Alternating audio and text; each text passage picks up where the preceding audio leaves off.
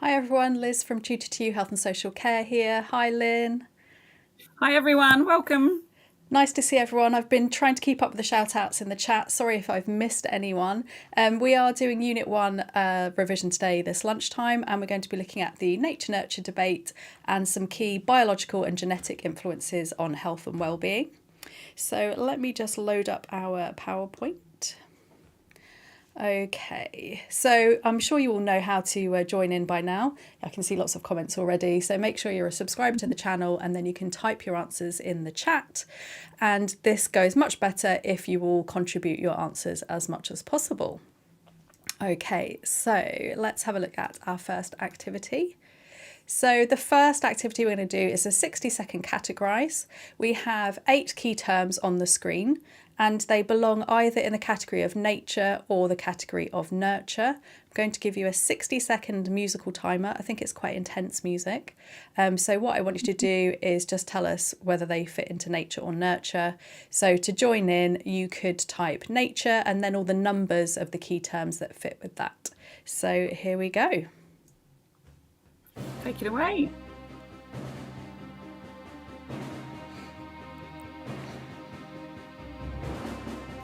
And the 60 seconds goes really quickly.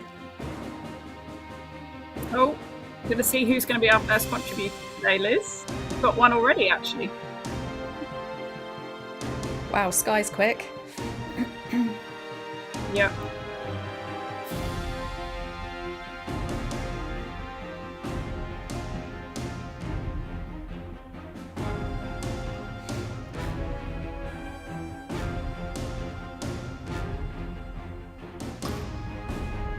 We're getting lots of answers in, which is fabulous.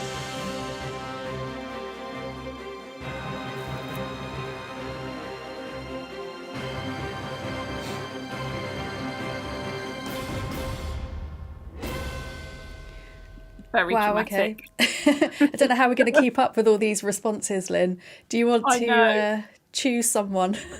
Yeah, so I'm going to go with Jodie because she was one of the first. Okay. So we have nature. Jodie has gone for predetermined Yep. and innate Mm-hmm. and biology and genetic, which all Sounds sound good. very sensible to me. Yep. And then I'm going to go for Hanan, who's gone for nature, who's chosen predetermined as well. So we might need to work through that one, see whether that is nature or nurture.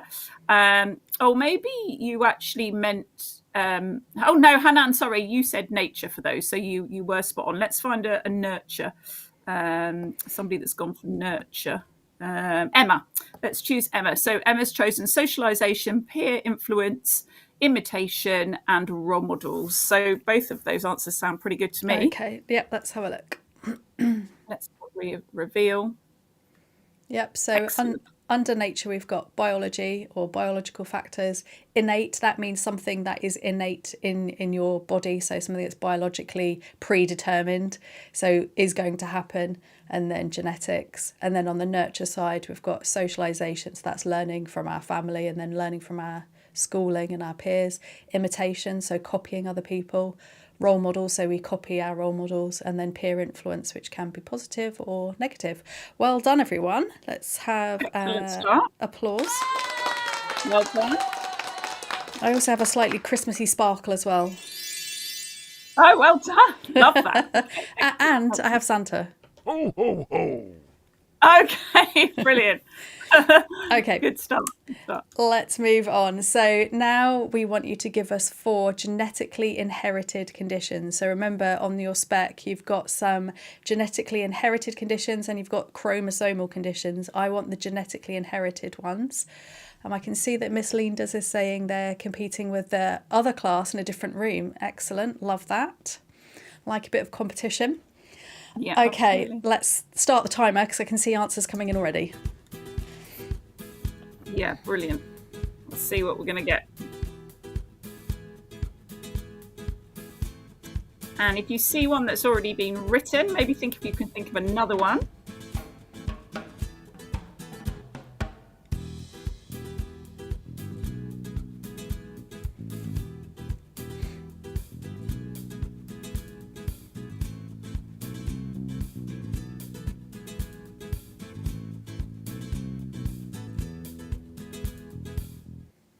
Okay, I can see quite a few coming through. Yeah. So let me reveal our ones and then I'll just talk through a couple of things that I've noticed. So genetically inherited conditions that we've picked out from the spec that you guys have also come up with: cystic fibrosis, phenylketonuria, which is known as PKU, brittle bone disease and Huntington's disease. And then people have talked about things like cancer and cardiovascular disease and diabetes. So these are not necessarily genetically inherited conditions, but you can have a genetic predisposition to those diseases. So there might be something in your genetic makeup that means that you're more likely to develop those diseases, but it's not a given that you're going to get it. Whereas the ones on the screen, through patterns of inheritance, if your parents have those genes, there is a more specific chance that you will develop those conditions. So there is a slight difference, but well done, people. Give yourselves a round of applause. Yeah, I will give you a round of applause as well. Okay, next one. We've got some MCQs. Lynn, do you want to do these? Sure. So I would like you to put in the chat whether you think it's A, B, C or D. Okay, we're going to go through a series of questions. So the first one is, what is nature? Is it external and environmental influences, biological and genetic influences, social factors or lifestyle factors?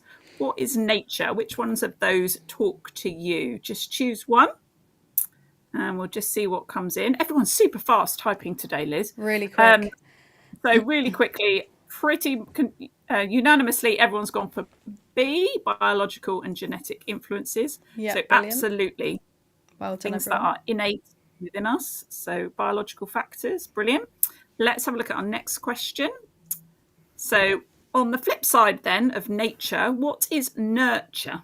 Is that genetic inheritance? Is it external factors? Is it maturation? Or is it internal factors? What do you think? What is nurture? Okay, what do you think? So what is nurture? And a few people coming in now. Most people, again, going for B, external factors. So yeah, absolutely. Remember, they're on the flip side to genetics and biological factors. So it's those things that are external. Okay, brilliant. Well done. Brilliant work. And next one. Yeah. Which theory then would you link most strongly to nature? Okay, would you link the stress diathesis model? Would you link Bandura's social learning theory? Would you link Gesell's maturation theory? Or all of those? Which one of those do you think is most strongly linked to nature? Let's have a little look. They're all going to zoom through in a second. I think I've got a few people. Yeah, and I think we've got a few people playing as a class, so they're obviously quite quick at getting an answer. So yes, everyone's going for Gesell's maturation theory, and you would be right. So well done. And then we like to talk about, on the flip side, we like to give a contrast to that. So if we think about our next question, which theory strongly links to nurture? Is it Bandura's social learning? Is it Gesell's maturation? Is it Bowlby's theory of attachment? Or is it Chomsky's LAD, learning acquisition device? Which one do you think's nurture, most strongly related to nurture? See some answers popping in. We seem to have, unanimous again, Liz. We've got Bandura, social learning theory. So brilliant. Well done, Jodie, Eden, Ruby. Oh, Ruby went for C for Christmas. Ruby, wrong question. It's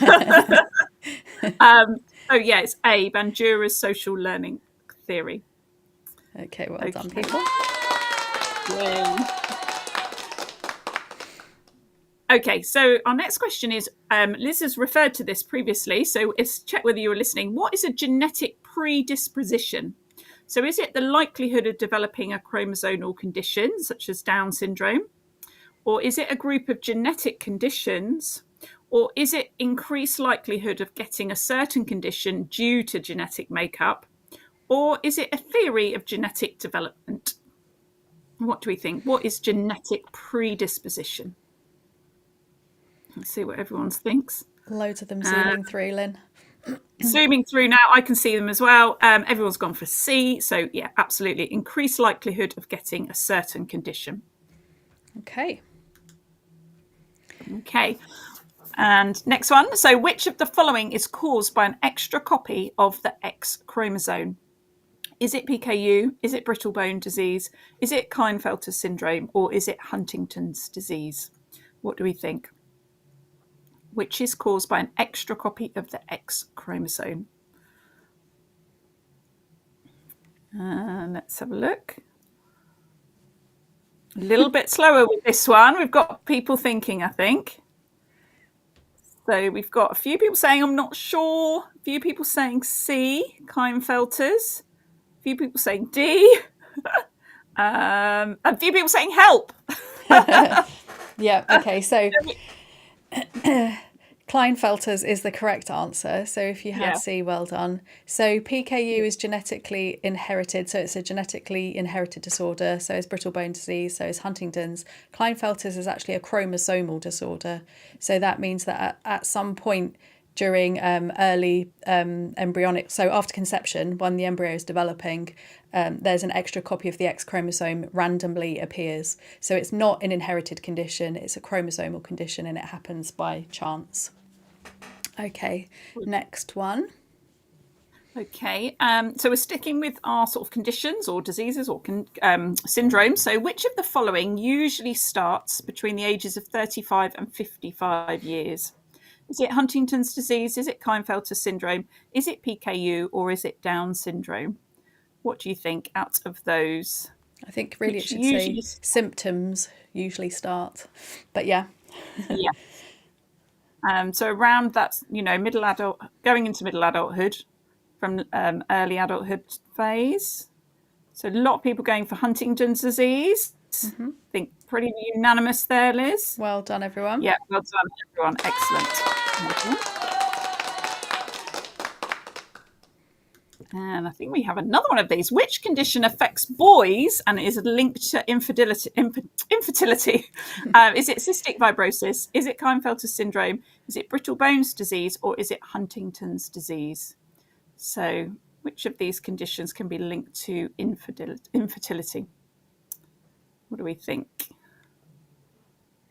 So a bit of a mixture here as well, Liz. People not quite sure. Mm-hmm.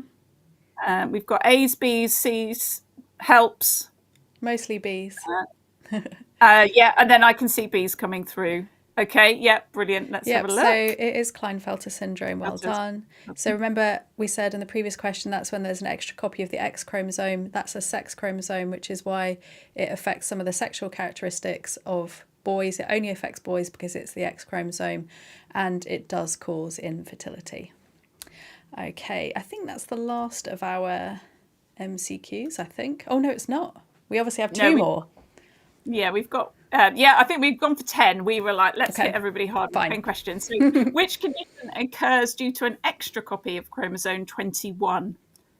So what do you think? Is it Down syndrome? Is it Klinefelter syndrome? Is it cystic fibrosis? Or is it PKU? So chromosome 21, have you heard that term talked about before? I think everyone's getting this one. Yeah, brilliant. So everyone's coming in at A. So brilliant. Down syndrome, a chromosomal condition as well. Well done, everyone.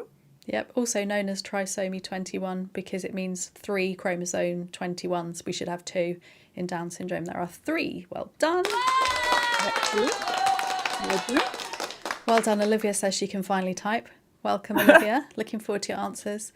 Okay, is this the final one? I think it is, Lynn. Yeah, I think we went with 10. So our last one is, which condition prevents the body from producing a vital muscle protein? Is that brittle bone disease, Klinefelter syndrome, Duchenne muscular dystrophy, or cystic fibrosis? What do you think? Which of those? So someone said C because I've never heard of it before.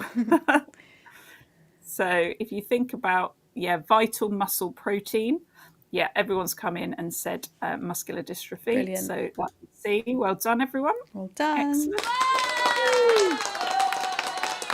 Excellent. I think we can have a Santa for that, Liz, don't you think? Okay, Getting through all those sure. Yeah. Well done. Okay, so on the flip side, so as Lynn has already said in this live stream, we always like to think about the flip side of any argument that we make. In your 10-mark answers, you need to have balance. So thinking about things on the flip side is a good way of getting balance in your answers. So this should be quite straightforward because we've already talked about these kind of things.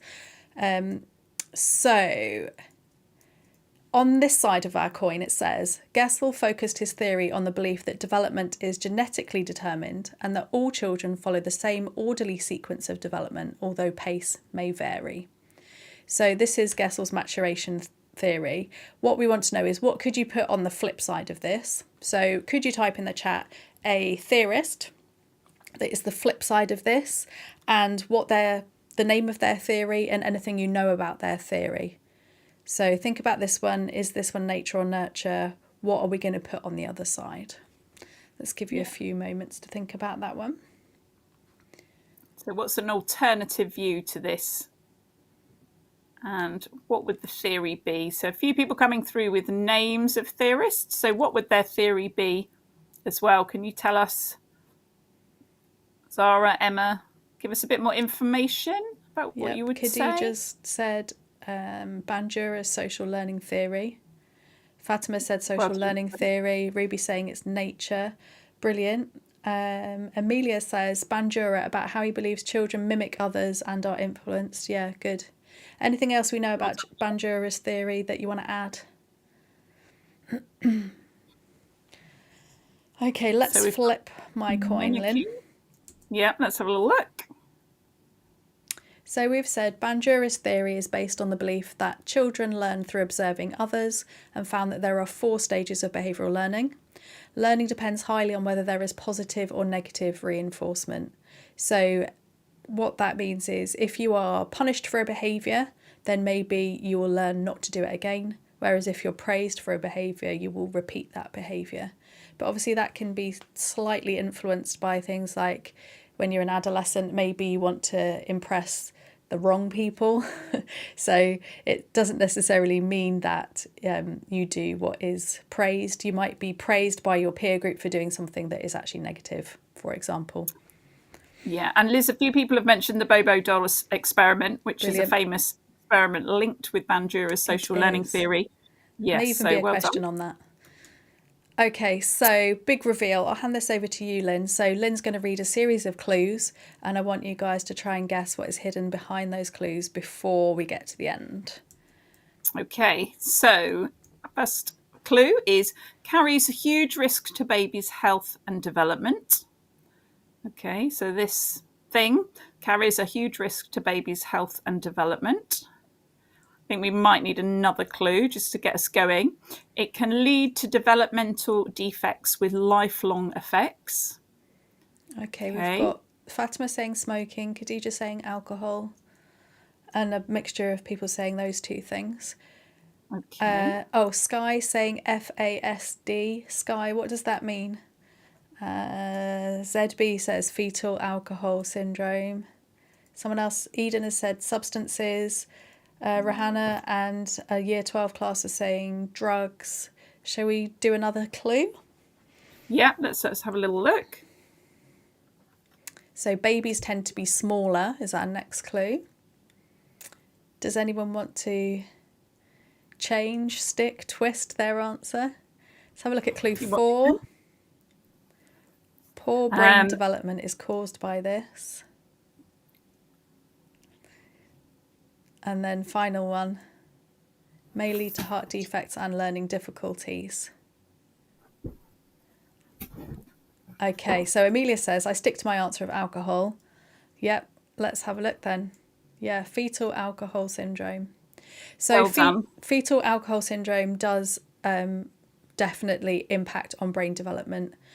And I think that's a key difference maybe between alcohol use during pregnancy and smoking. So there's very clear links between alcohol use, fetal alcohol syndrome, and brain damage. Okay, let's move on to the next one. Give you a round of applause, guys. Well done, everyone. I was just going to say about this, Lynn, this is kind of blurring the lines between nature and nurture, because obviously if a mother drinks during pregnancy, that's nurture. That's an external factor, isn't it? The lifestyle factor of choosing to drink alcohol. But it changes the biological, like the structure of the brain. So then that makes it, a biological factor. Biological, yeah. So this is a really good example of how the two are often, together, blended. Yeah. You need to talk about one with the other really as well, don't you? Yeah, absolutely. Okay, so another one. Here we go, Lynn. Clue 1. Let's have a look. So doing this during pregnancy can cause a lot of problems. Okay. And can restrict the amount of oxygen to a fetus. Okay. So let's focus on the question here. What do you think? You were definitely, some of you, thinking along these lines earlier. Let's reveal one more. So babies of mothers that do this weigh less at birth. We've got lots of people saying smoking, Lynn. We've got Jodie, Sky, Olivia, Katie, Marenica. Let's go for clue 4 then. Yeah, brilliant. Babies of mothers that do this are more prone to infections and more likely to die from sudden infant death syndrome, so SIDS. And our final clue was can affect babies' attention span and learning abilities. I think we've got some very perfect answers there. Smoking during pregnancy. Well done, people. Brilliant. Excellent. Okay, the next one. So clue 1, the most common cause of childhood chronic illness, disability and death. I think we'll go for a second clue on that one, Lynn. Most common are heart defects, neural tube defects and Down syndrome. So the neural tube means the fetal part of the spine, so the developing spine and spinal cord in a fetus. Okay, and we might be kind of looking for a collective term. I might give a bit of a hint here just to get people on the right track. Yep. So sort of a collective term for things that might cause these things to happen. Let's go for another clue as well. So It also means present at birth. Yeah. Or part of this means present at birth. Okay, Sky's had a guess with chromosomes. Good guess, but Okay, not quite there. right. But you're sort of in the right Let's region. go for another one. So it can be genetic, or it can be based on other factors. Yeah. So some of the things that we've already talked about. And let's go for the last clue. So other factors which may lead to these can be a lack of nutritious foods, pollution, or infections. I will reveal it. So it's congenital defects, and that word congenital just means present at birth. So it's things that happen prior to birth. So it could be things that happen at the point of conception, or things that could happen during the pregnancy that cause some kind of defect to anatomy or physiology. So, for example, a neural tube defect, which can cause spina bifida, a chromosomal anomaly that can cause Down syndrome. Yeah, so some people are going, oh, yeah, that was quite tricky, wasn't it? So it was more it was a key term rather than a disorder or anything. Okay, let's see what we have next. It's still good to cover that. Okay, one more reveal then. Let's have a little look. Our first answer is a model that attempts to explain why we become sick. Okay, interesting. So think about any models that you might have learned applied to disorders of mental health in particular. Okay, so I've got this model and I can apply it to disorders of mental health. Okay. And looks at a combination of underlying vulnerabilities, so diatheses, and also looks at stressors such as life events. Okay. Someone must get it now, surely. Yeah, come on. What models have you learned? Okay, someone's come in. Loads of people are coming in now. So I think the first person that I saw was Iamidi, who said stress diathesis model. Then Sky, Kiki, Olivia, all saying stress diathesis. Let's check our fifth clue. Yeah. An individual may have a predisposition to a disorder, but it's the combination of this vulnerability and adverse life effects that trigger it. And I think that's the last clue is kind of the essence of the model, isn't it, really? Yeah. The stress diathesis model. You can have a predisposition to something, but doesn't necessarily mean it'll kind of manifest or happen. It's more those things that happen in the environment that can then make it manifest. So, yeah, the stress diathesis model. Brilliant, guys. Let's have a Santa ho-ho and a sparkle. Well done. Really good. Okay, so chili quiz. We are going to give you 60 seconds to answer 3 questions, which you should all be able to answer because they're things that we've covered in this live stream, okay? So this is a bit of a consolidation, a recap. And we're going to give you a mild question, a spicy and a hot question. So the mild question is, what experiment is Bandura's social learning theory based on? The spicy question, what is Gesell's maturation theory? So describe it in one short sentence. And then the hot one, what is the stress diathesis model? Describe that in one sentence. Okay, so write 1, 2 and 3 when you give your answers. Let's give you some music. Very funky music we have now. Finish us off this afternoon.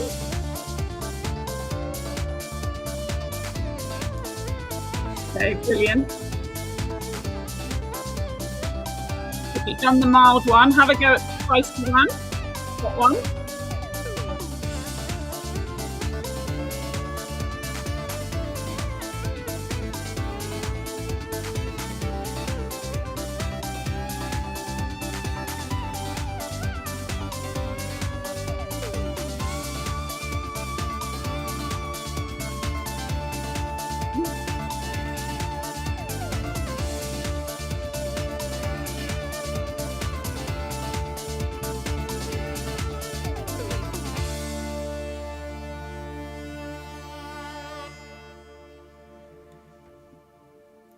Okay, so I see people saying for the mild question, Bobo doll.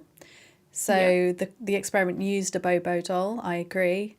And we've got for Gesell, Sky saying something about milestones and being sequential.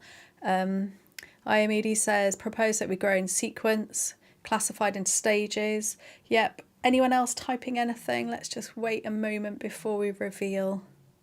These are quite a lot of typing to do a full answer, aren't they? They are. Okay, let me reveal what I've got. Yeah, let's have a little look then. Okay, so Bandura's social learning theory is based on the Bobo doll experiment. Gessel's maturation theory is the idea that children move through the same sequence of development, but at their own pace, meaning that development is predetermined. So Gessel said that all children everywhere in the world universally go through a set sequence of stages. They might go at different paces, but they must do one before they can move on to the next one. And then the stress diathesis model, it's a combination of nature and nurture, and it's the explanation that stress can be caused by both life events and genetic vulnerability. So well done for those of you that gave us answers. Let's have a sparkle. Excellent. Yeah, excellent. Well done, everyone. And an applause. Yeah. Okay, so I can see a couple of answers have just come through. So Mariniki, well done. Children go through the same growth process but at their own pace. People with high vulnerability have less stress, low vulnerability, high stress. I'm not sure I understand exactly what you mean there, but I think if you're vulnerable to a you've got genetic predisposition, that makes you vulnerable to something. If you experience high stress, you're more likely to develop that condition. Yeah. Okay, so that's everything today for nature and nurture. In 15 minutes, Lynn and I are going to do Unit 3 Anatomy and Physiology, and we're doing skeletal and muscular system. And then at 1:30, I am doing Unit 2, and I'm doing accountability, inspection and regulation. So please do join us if that is relevant to you. Otherwise, we'll see you on Thursday at 5 p.m. for Unit 1. Cheers, guys. Thank you so much. Bye. See you Tuesday. Bye.